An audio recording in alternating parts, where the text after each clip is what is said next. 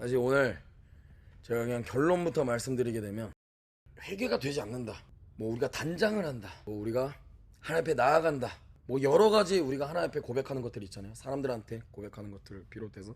근데 제 정답을 먼저 말씀드리면 여러분들 마음 가운데 여러분들이 어떤 존재였는지, 그리고 어떤 은혜를 받았는지, 어떤 은혜 가운데 있는지, 어떤 사랑을 받고 있는지에 대해서 정확하게 피부적으로 레마적으로 내가 진짜 100% 그냥 믿음으로 그냥 아멘이 될 때 그가 터져 나오는 거예요. 회개는 내가 회개 중입니다. 거짓말이에요. 회개를 하고 있습니다. 거짓말이에요. 회개할 겁니다. 거짓말이에요. 회개는 터져 나오는 거예요. 신부 단장은 터져 나오는 거예요. 시간은 흐르고 세상은 변하고 모든 것 다 변해도 주님의 사랑은 그 사랑은 영원하네.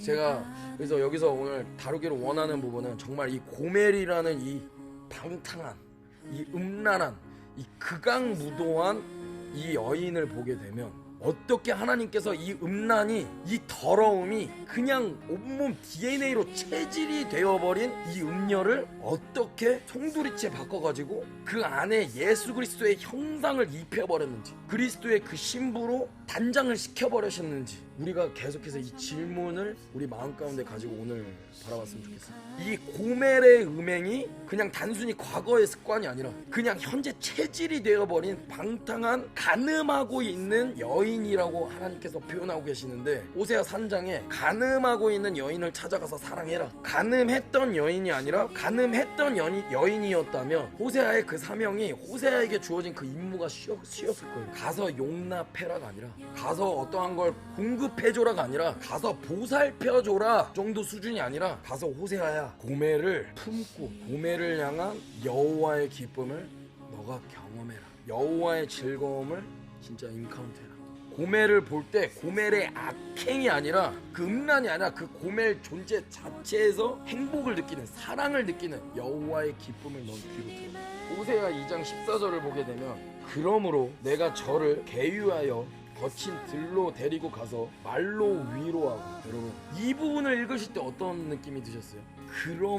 그러므로라는 이 접속사를 보게 되면 문맥상 너무 어긋나 있어요. 13절을 보게 되면 하나님의 공포스러운 지금 심판이 선포되고 이스라엘의 어떤 추악한 범죄가 지금 고소되고 있는 장면이에요. 그러한 가운데 갑자기 그러므로 여호와께서 너를 죽여버리실 거다, 여호와께서 너를 심판하실 거다 라고 말씀하시면 말이 돼요. 근데 14절 그러므로는 뭐냐?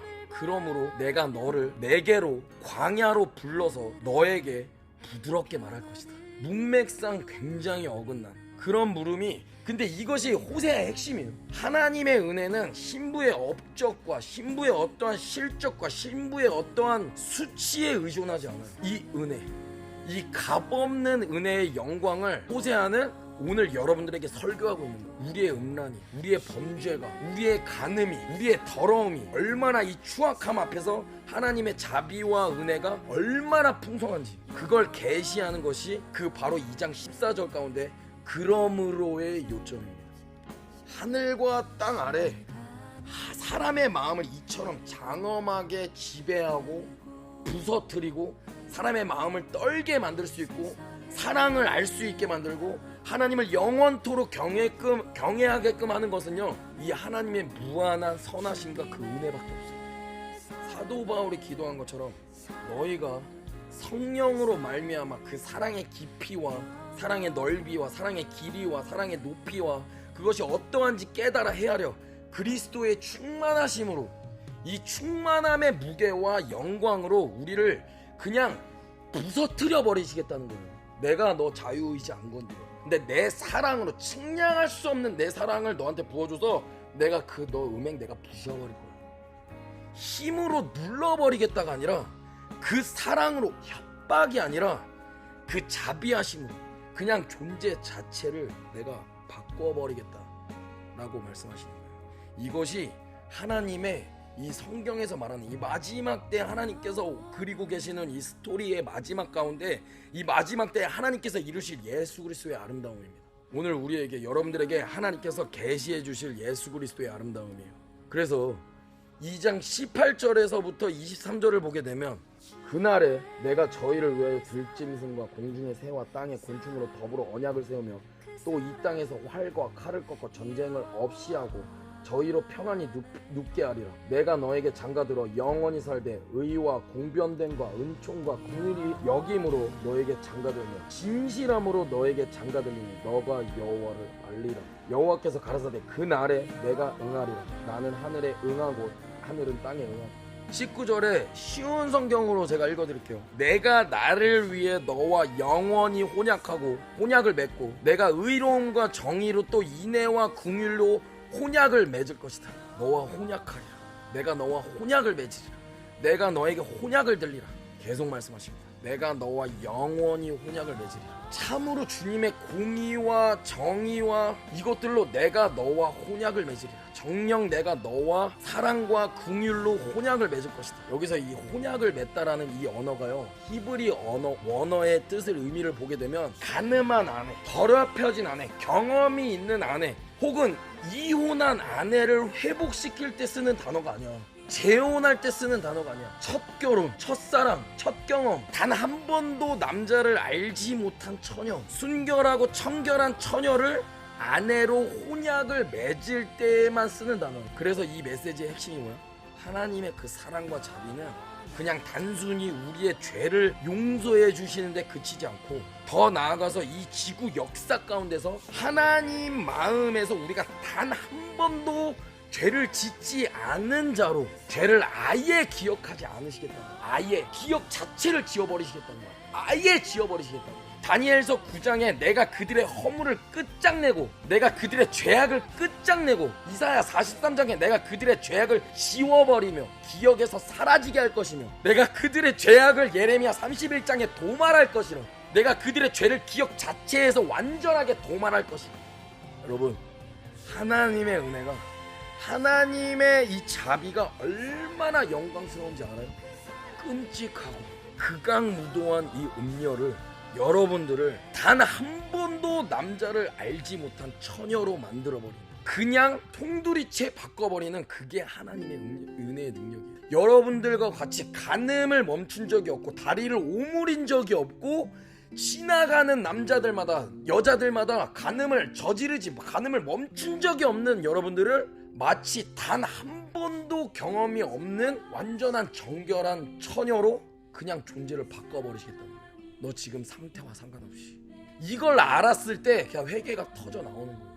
근데 이거를 알았을 때 회개가 터져 나오는 건 내가 얼마나 미치 음란하고 회생 불가능한 존재였는지 자신의 모습에서 직면한 만큼 뒤집어지게 되어 있습니다. 그렇다 그래서 우리의 어떠한 과거의 죄가 그 죄 자체가 괜찮다는 게 아니라, 내 과거의 그 음란 자체가 괜찮은 죄다라는 게 아니라, 그 은혜를 내가 알게 되어버려서 그냥 부서져 버렸을 때 그냥 회개가 터져 나와버리는 거야. 내 심장이 뛰지 않는 내 심장이 미친듯이 뛰기 시작하는 거야. 아무런 감흥이 없었던 내 감정이 미친듯이 요동치는 거야.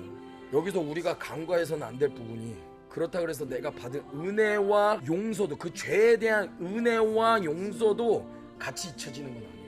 그 무게도 가벼워지는 건 아니야. 내가 완전한 음녀에서 완전한 처녀로 완전하게 뒤바뀌어 버렸지만, 그 허물이 완전하게 끝장난 건 사실이지만, 하나님의 기억에서 내 죄가 완전하게 지워져 버렸지만, 그렇다 그래서 내 그 죄가, 내가 그 죄를 잊는다면, 그 용서의 무게를 가볍게 여긴다면, 여러분 무서운 말씀을 드릴게요.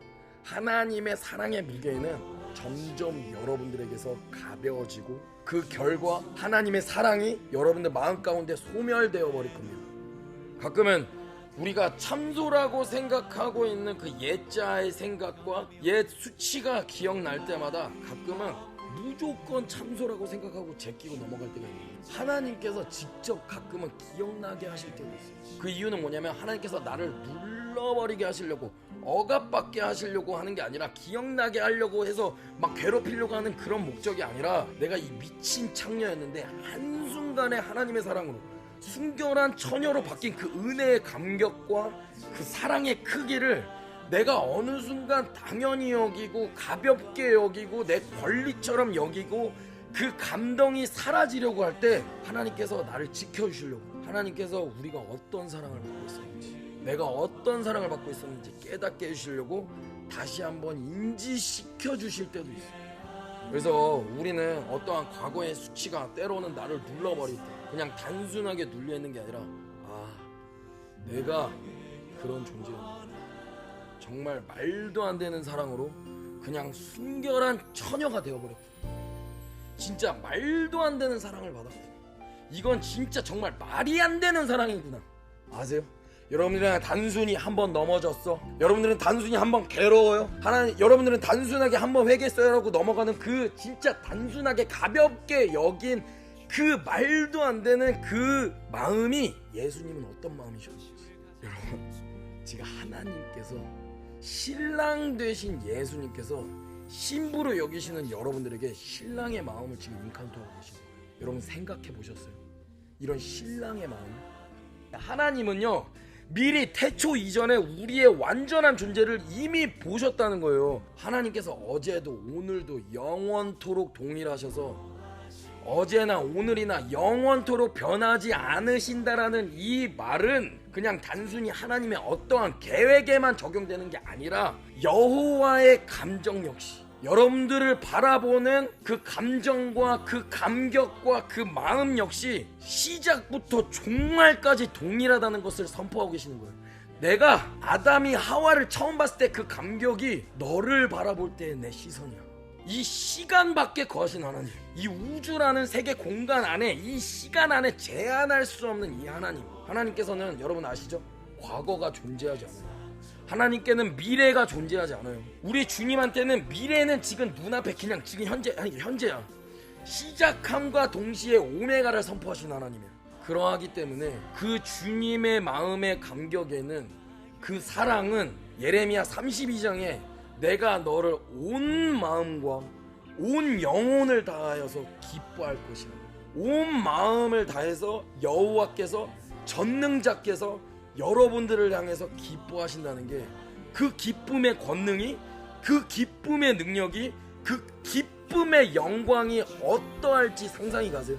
그 처음 사랑으로, 아담과 하와를 본 그 처음 사랑으로, 그 사랑으로 신부를 사랑하시는 거야.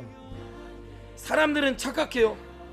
우리가 마치 이 땅에서 마치 미션을 성공하듯이 이 땅에서 잘 버티고 하나님 일을 하고 순교까지 내가 결단하면서 잘 살아가게 되면, 하나님만 바라보게 되면 마치 포인트를 많이 얻어서 나중에 천국에 가면 그 포인트만큼 캐시백 하듯 예수님의 사랑을 더 많이 받게 될 거라고 마음속 가운데 말은 안 하지만 마치 그렇게 살아가고 있는 사람들, 그렇게 생각하고 있는 사람들이 너무 많아요. 근데 그거 아니에요.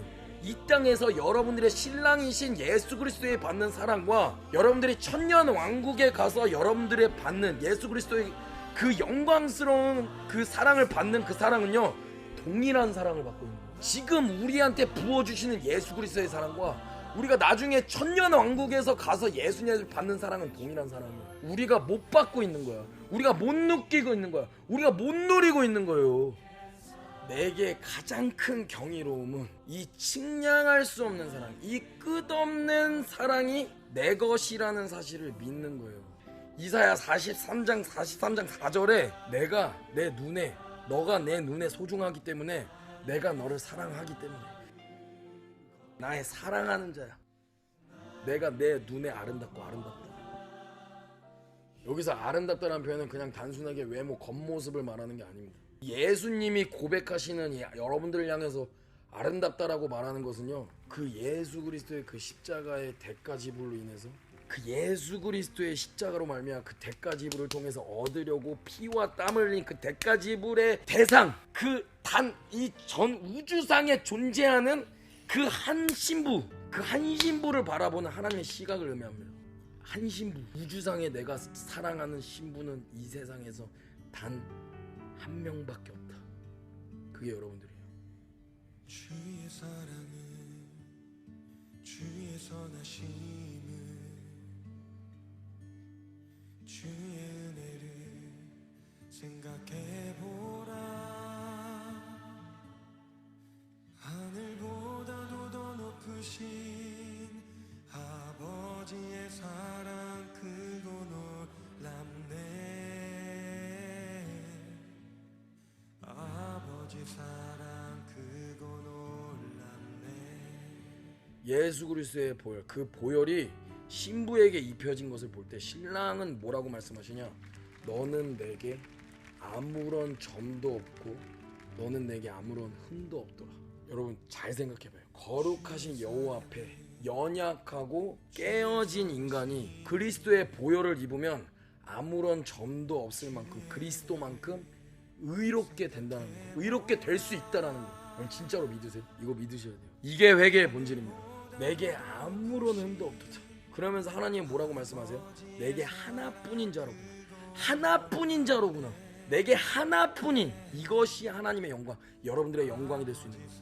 여러분들이 죄를 짓는다? 창조주의 하나뿐인 신부가 음행을 저지른다? 단순하게 죄가 미워질 뿐만 아니라 이런 하나님의 자비하심 앞에, 사랑 앞에 그 하나님의 사랑의 그 아름다우심에 매료되어 버리는 거, 이게 회개의 본질이에요. 단순하게 내가 이거 잘못했어요, 저거 잘못했어요, 내가 뭐 했어요, 뭐 했어요, 이렇게 죄를 나열하고 고해성사로 끝나는 게 아니라, 회개는 하나님의 사랑을 알아버렸을 때 나 미친년이었구나. 근데 하나님의 자비하심이 장난 아니다. 하나님 저 이거 진짜 똥인지 이제 알았습니다. 하나님 목숨 다해 사랑하고 있습니다. 여기서 끝난 게 아니라 하나님의 아름다우심이 너무 말이 안 됩니다. 그 아름다우심에 내가 매료돼 버렸습니다. 이사야서 40장에 저 하늘의 궁창의 별들을 보라. 수십억만 셀 수 없는 저 모든 별들의 이름을 각각 부르시고 정확한 위치와 정확한 궤도와 정확한 빛의 열기와 정확한 거리와 그것을 누가 지탱하느냐. 야곱아, 너는 왜 너의 길이 내게 잊혀졌다고 말하냐? 너는 왜 여호와가 너를 잊으셨다고 말하냐? 너는 들어보지 못하느냐? 여호와는 영원하신 하나님이시니 그는 지치거나 쓰러지지 아니하시고 너를 지키는 자는 졸지도 주무시지도 아니하시니. 이사야 49장 16절에 내가 너를 내 손바닥에 새겼고 너는 내 눈에 하나뿐이로구나. 이것이 너가 나를 너 남편이라 치고. 이게 이 정체성 가운데 살아가는 삶을 말하고 있는 거예요. 여러분, 회개했다라는 거는, 회개한 상태라는 거는요, 이걸 믿는 거예요. 슬프잖아. 하나님 앞에 여러분들은 단 하나뿐인 신부인데 지금 그지랄하고 앉아있는 거야. 하나뿐인 신부라고. 당신들이 하나뿐인 신부가, 나에게 하나뿐인 우리 다솜이가 여러분들 같은 모습을 하고 있으면 나 진짜 마음이 찢어질 것 같아. 여러분들이 하나님 앞에 어떤 존재인지 아세요? 이 개념을 보고 우리가 오늘 호세아 3장을 보기를 소망하는데, 근데 은 15겔과 1호멜 반의 보리로 그 여자를 샀다. 아, 이게 너무 슬퍼. 이 은 15겔은요, 출애굽기를 보게 되면 종을, 한 명의 종을 사갖고 올 때 30세겔을 주고 사와. 가룟 유다를 통해서 우리 예수님도 이 종의 가격 30세겔에 팔리셨고, 그러니까 종의 가격으로 팔리신 건데, 이 은 15겔이 말하고 있는 건 뭐냐면, 이 고멜의 값어치가, 이 고멜의 이 가치가, 이 존재 가치가 종 취급도 못 받는, 마치 밑바닥에서 살아가는 짐승도 못한 취급의 그 신세까지 내려갔다는 거야. 종으로서 팔릴 수도 없는, 아무도 원하지 않는 처지에 이르렀다는 거야. 비참한 상태. 근데 여기서 중요한 포인트는 뭐냐면, 이 은 15겔의 이 가격 측정은 호세아가 매긴 값이 아니야. 하나님이 고멜을 그만한 값어치라고 매긴 게 아니야. 15겔이라는 이 값어치의 값을 매긴 건 고멜을 착취한 자들이, 이 고멜을 능욕한 자들이 매긴 값이야. 이 신랑이 때까지 여러분들이 그렇게 간음하고 있을 때, 이 세상은 여러분들은 은 15겔 씨만도 못한 존재로 여기고 간음하고 능욕하고 조롱하고 그렇게 여기고 있는데, 그 모습을 본 신랑은 얼마나 비참하겠어요. 오히려 그 은 15겔을 주는 자들을 향해서, 그들의 사랑을 얻기 위해서 미친듯이 발정난 개마냥 그들을 향해서 돌진하는 여러분들의 모습을 보는 신랑의 모습 어떻습니까? 이 신랑의 대가집을, 이 십자가의 사랑은요, 신랑 대신 예수님께서는 고멜을 얼마나 값어치 있게 여기시는지 피부적으로 직접적으로 말씀하고 계시는 거예요. 창조주의 피값, 죽음으로 값을 주고 산 내 하나뿐인 신부, 하나뿐이 없기 때문에 창조주가 생명을 지불하셨어요. 호세아가 고멜을 사왔어요. 값을 지불했고 그러고 나서 말을 하는 거예요. 그 이후에 너는 오랫동안 나와 함께 있어야 된다. 제발 좀 다른 남자에게 가지 말아라. 나도 너와 함께 하고 싶다. 함께 하겠다. 이게 얼마나 애절한 말입니까? 신랑이 음녀에게 말하는 거죠. 이제 제발 당신은 가지 말고 제발 나랑 함께 하자. 제발 다른 사랑을 찾지 말아라. 제발 너의 만족을 다른 곳에서 구하지 말아라. 나는 너를 포기하지 않는다. 나는 너와 함께 하겠다.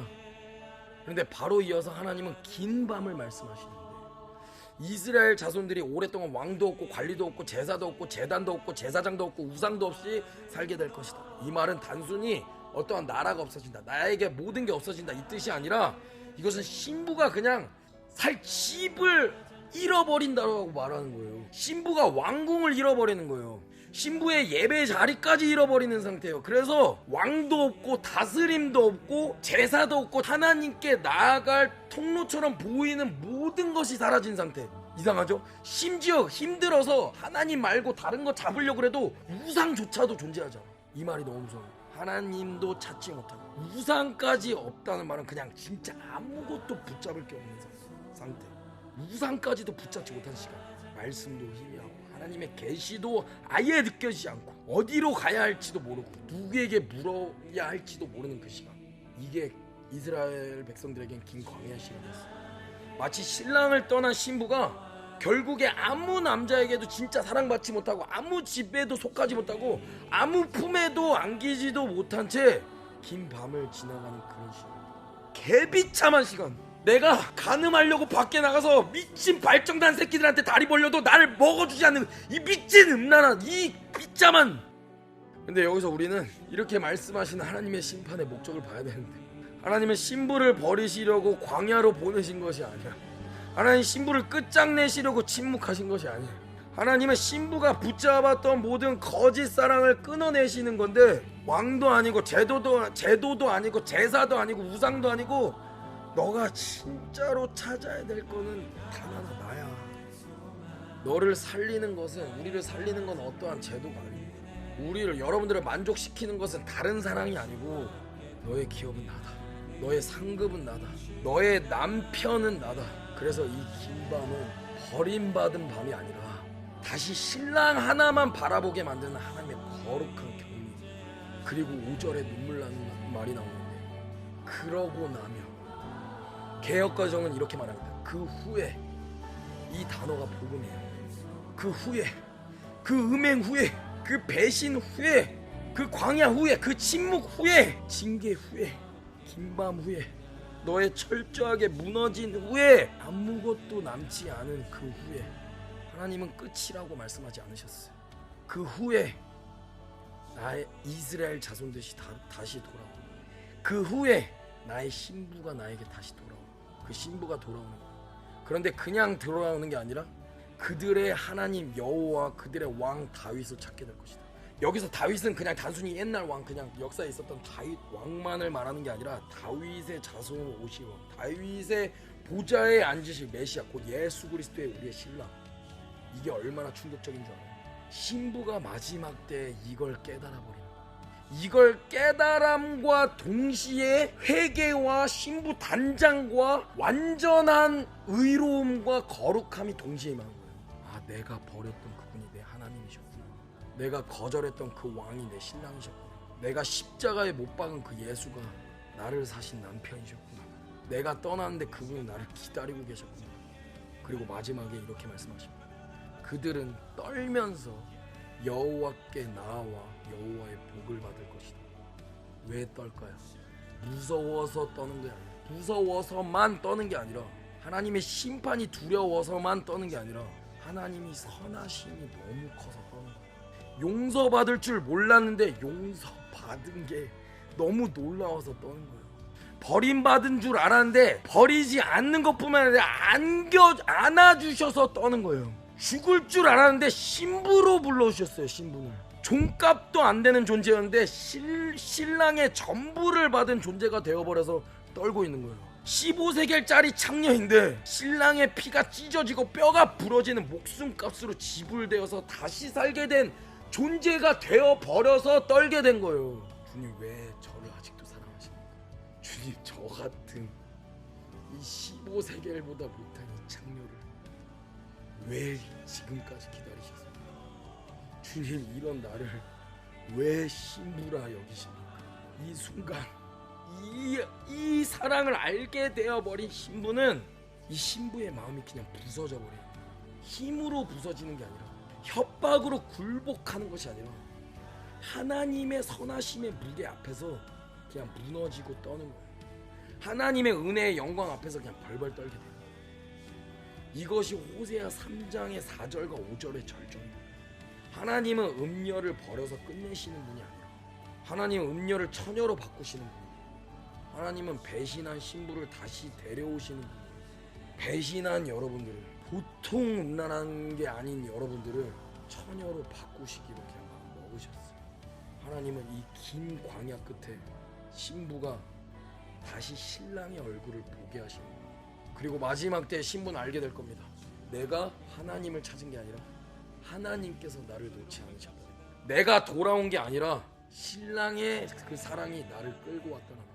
내가 회개한 게 아니라 그분의 선하심이 내 마음을 떨게 만들어서 회개시키셨다는 거예요. 이는 너가 너 모든 행한 일을 용서한 후에 너가 기억하고 놀라고 부끄러워서 다시는 입을 열지 못하게 하려 함이니라. 주 여호와 말이니라. 63절은요 에스겔 16장 전체 절정입니다.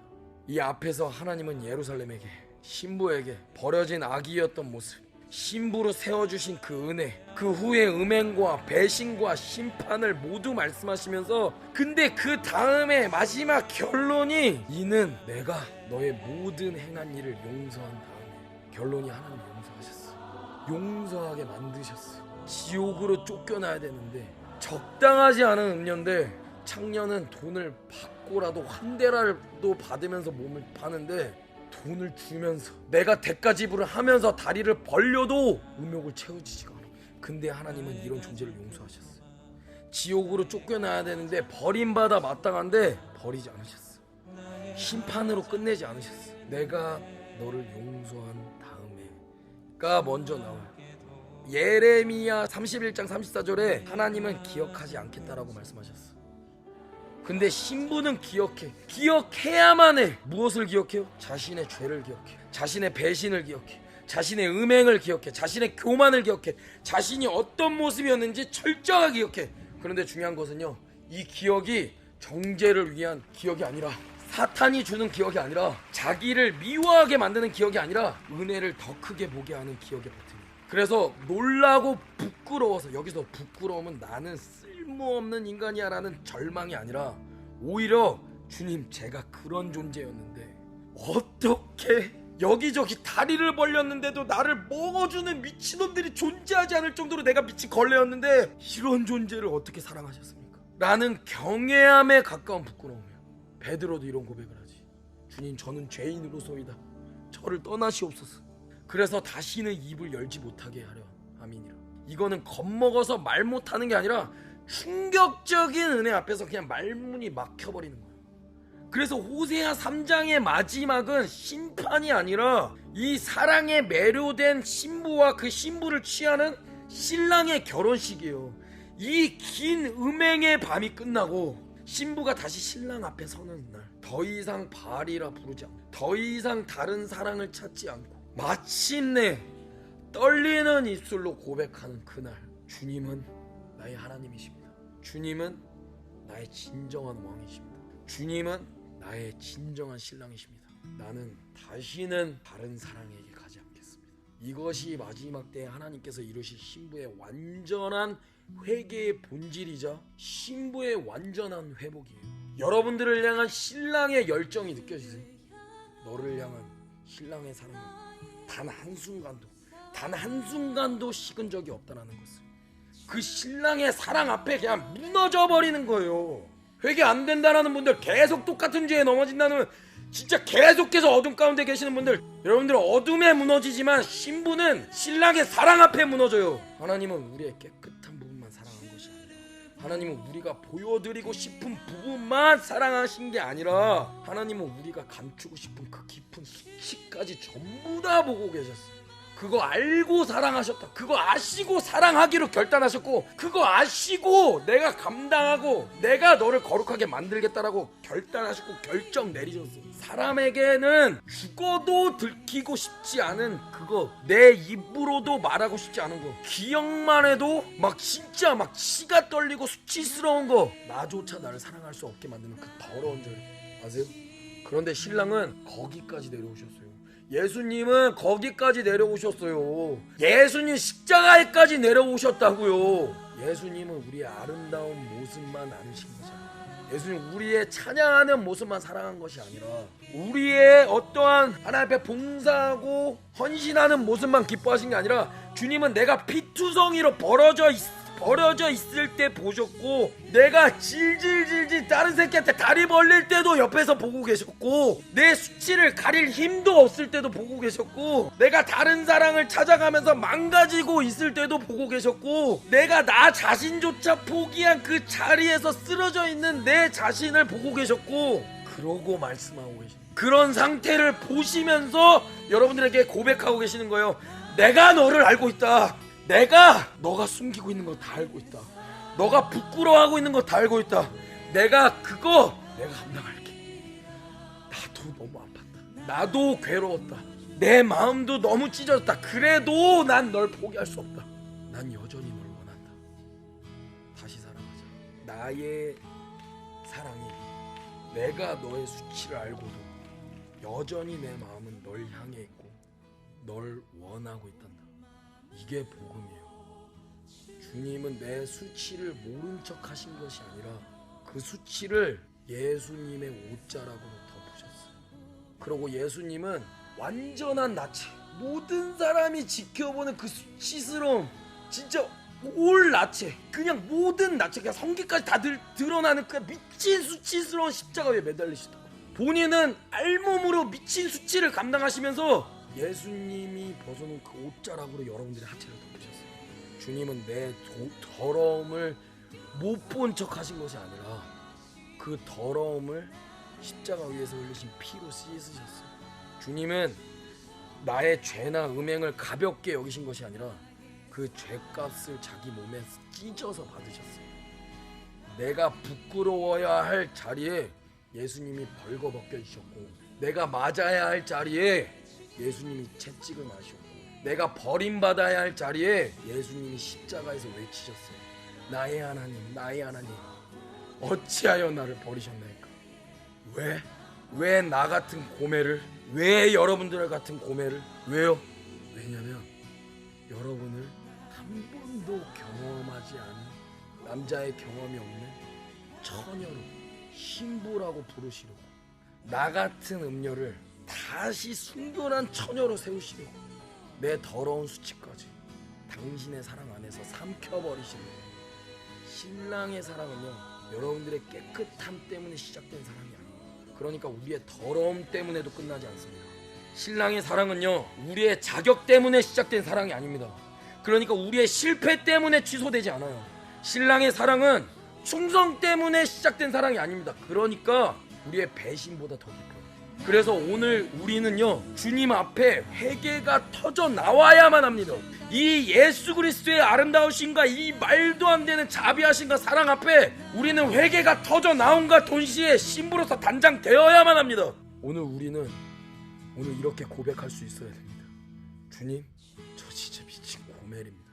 저 진짜 다른 사랑을 찾았어요. 이 말도 안 되는 사랑을 짓밟고 외면하고 다른 사랑을 찾았습니다. 근데 주님이 주신 옷으로, 주님이 주신 아름다움으로 다른 남자 새끼들, 다른 내 만족을 위해서, 다른 남자 새끼들의 정액바지가 되기 위해서, 다른 잡신들에게 잘 보이려고 주님이 주신 아름다움으로 나를 꾸몄습니다. 저는 주님이 주신 이 아름다우심으로 주님이 아닌 다른 것들만 사랑했습니다. 근데 주님은 오늘도 여러분들에게 말하고 계세요. 그래도 돌아오면 안 되겠니? 내가 너의 남편인데, 너는 이 온 우주 가운데 단 하나뿐인 내 신부인데, 그래서 내가 너를 포기하지 못하겠는데, 너는 내게 단 하나뿐인데 내가 다 감당할 테니까 돌아와주면 안 되겠니? 여러분, 이 사랑 앞에서 우리가 무슨 말을 할 수 있겠습니까? 변명할 말도 없고 자랑할 말도 없습니다. 내 공로라고 내세울 것도 없습니다. 그냥 입이 막혀버리는 겁니다. 주님, 제가 이런 사랑을 받고 있었습니까? 주님, 제가 그렇게 더러웠는데 주님은 저를 신부라고 부르고 계셨습니까? 저는 수많은 남자 새끼들한테, 수많은 잡신들한테 가서 고개를 조아리고 다리를 벌리고 있었는데 주님은 저에게 단 하나뿐이라고 말씀하고 계셨습니까? 주님, 제가 주님을 버렸는데도 주님은 저를 단 한 번도 버리신 적이 없으셨습니까? 이때 회개가 억지로 짜내어서 나오는 게 아니라 그냥 터져 나와야만 하는 거예요. 여러분, 이 사랑 앞에서 우리가 어떠한 수치 앞에서 무너짐이 다시 신부의 단장이 되는 거예요. 오늘 주님은 우리에게, 여러분들에게 죄책감으로 돌아오라고 하지 않으십니다. 사랑으로 돌아오라고 하십니다. 내가 너를 여전히 사랑한다. 너의 수치 지금부터 내가 안고 간다. 너의 아픔 내가 안고 간다. 너의 더러움 내가 씻긴다.